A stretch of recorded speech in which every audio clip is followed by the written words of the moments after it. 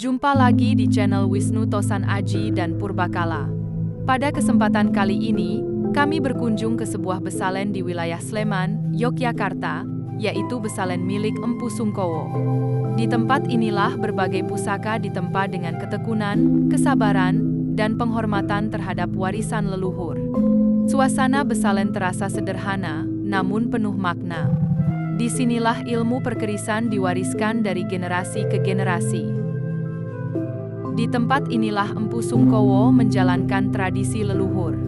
Sebilah keris tidak hanya dibuat sebagai benda tajam, tetapi juga sebagai karya seni, simbol filosofi kehidupan, dan warisan budaya bangsa Indonesia. Menurut berbagai tradisi lisan dalam dunia perkerisan, para empu masa kini mewarisi nilai-nilai yang telah berkembang sejak masa kerajaan-kerajaan besar Nusantara. Salah satu tokoh yang sering disebut adalah Empu Supo, seorang empu legendaris yang namanya dikenal luas dalam kisah-kisah perkerisan Jawa. Keris bukan sekadar pusaka, melainkan simbol perjalanan hidup manusia. Ada unsur seni, sejarah, budaya, dan doa yang menyatu dalam setiap proses pembuatannya. Di tengah perkembangan teknologi modern, keberadaan besalen seperti ini menjadi sangat penting karena menjaga warisan budaya agar tidak hilang di telan zaman. Generasi muda dapat belajar bahwa di balik sebilah keris terdapat pengetahuan metalurgi tradisional, nilai spiritual, dan filosofi kehidupan yang diwariskan selama berabad-abad. Perjalanan ke besalen Empu Sungkowo memberikan pelajaran berharga bahwa budaya bukan hanya untuk dikenang, tetapi juga dirawat dan dilestarikan.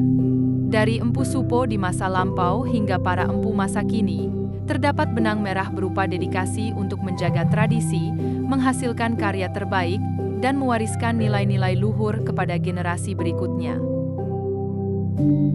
Semakin lama berada di besalen, semakin terasa bahwa tempat ini bukan hanya bengkel kerja biasa.